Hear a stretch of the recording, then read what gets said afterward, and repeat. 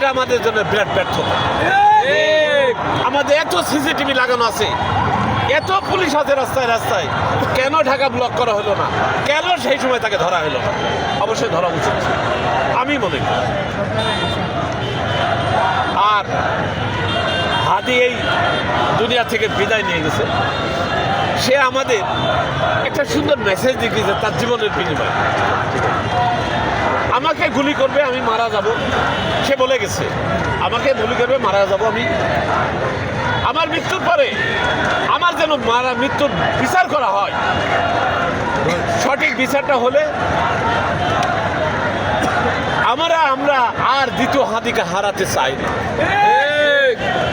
আমি চাই সরকার খুব দ্রুত গতিতে এই হত্যাকাণ্ডের সাথে যাতে যারা জড়িত আছে তাদেরকে এট এ টাইম সব ধরে নেয়।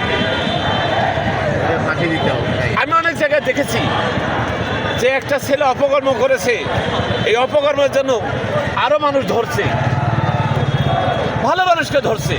আর এটা অপকর্ম না, এটা একটা জঘন্য অপকর্ম। একটা মানুষ রাস্তায় তাকে গুলি করে মারা হলো, তার যদি বিচার না হয় তাহলে আমরা কেউ বেরোতে পারবো না। আমরা